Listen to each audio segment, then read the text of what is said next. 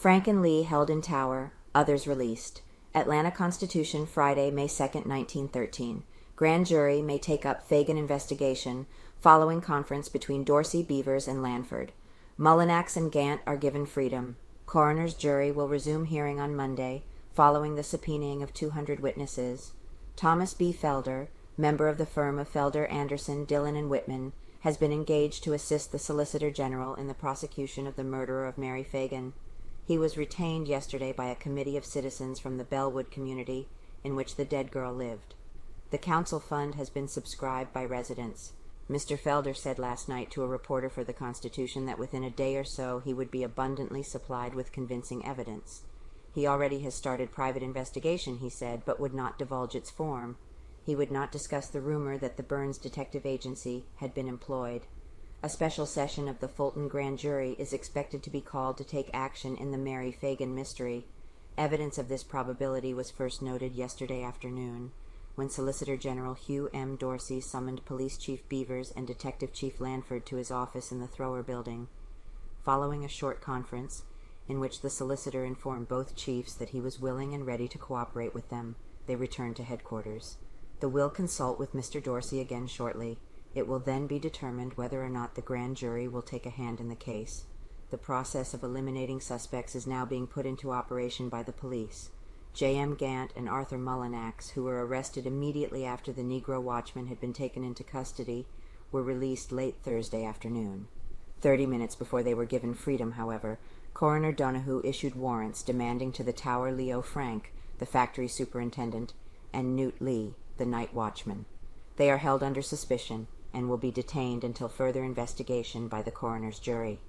The inquest, which was postponed until 4:30 o'clock Thursday afternoon, was again adjourned. It will be resumed next Monday afternoon at 2 o'clock.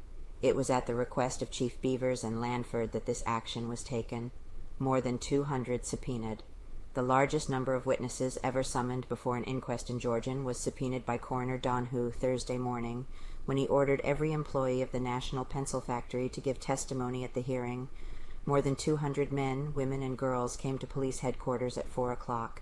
They were 2 words illegible a body, after which all were excused until the Monday session.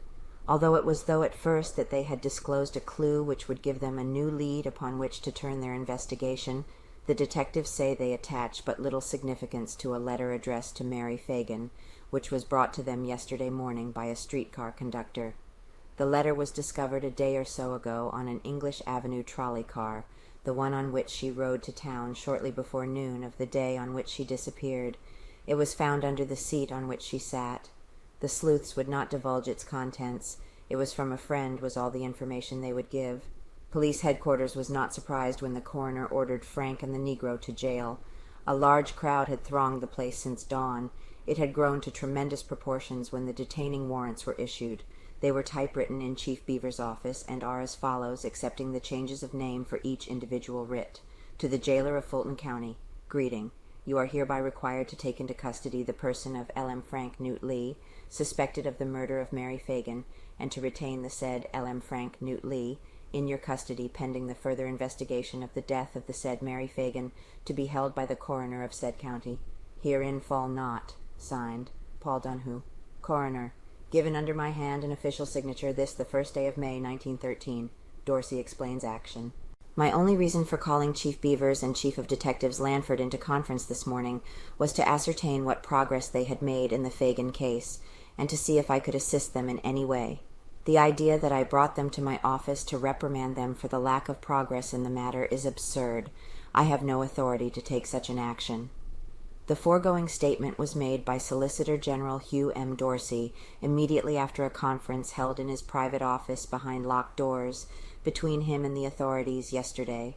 Although Mr. Dorsey did not confirm a rumor to the effect that the conference will result in the state taking the case in its own hand, should not immediate and telling results be shown by the police department in the case, the report was given added credence because of the renewed activity that has been shown in the investigation.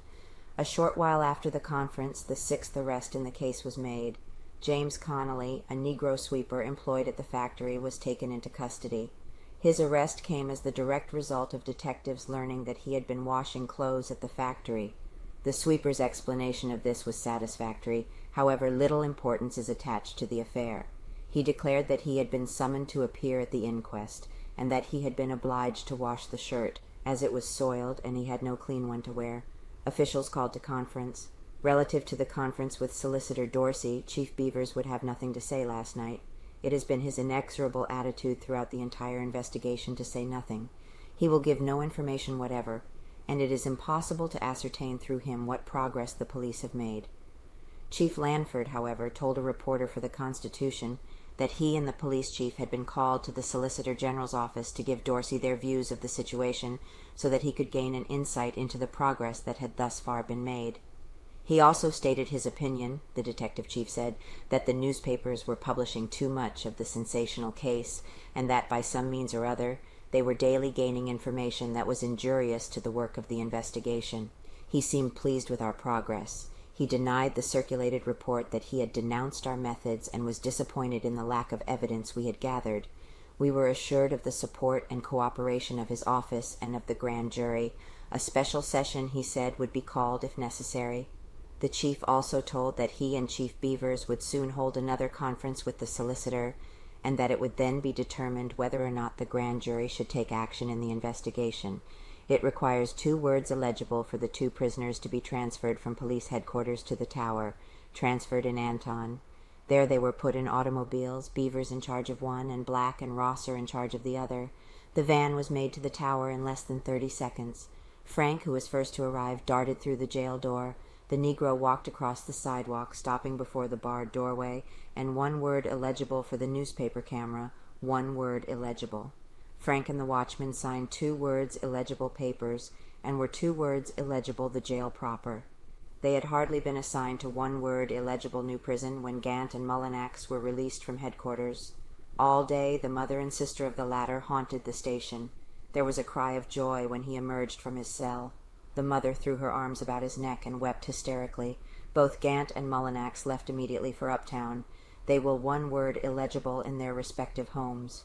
Coroner Donahue said late in the afternoon that his plan for summoning the employees of the pencil factory was to obtain possible evidence having direct bearing on the murder.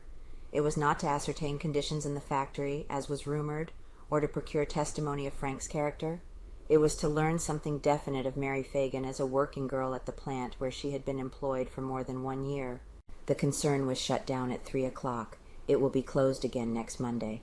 In their finest frocks and hats, the girls of the plant came to headquarters. The immense crowd of employees flooded the building.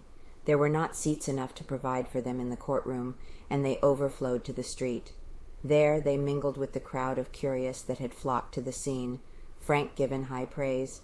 In regard to the arrest of Leo Frank in connection with the investigation of the Phagan murder, Milton Kline has furnished the Constitution with the following statement. Leo Frank, the superintendent and general manager of one of Atlanta's largest and most promising industries, spends 2 hours in his office on a holiday after generously relieving the watchman during these hours. His habits are regular and industrious, and his life, while in Atlanta, is perfectly blameless in every respect. The terrible crime committed in his plant calls forth the closest scrutiny of Mr. Frank's relations with his 200 workmen and women. Only the highest words of praise and confidence in his character are heard on all sides.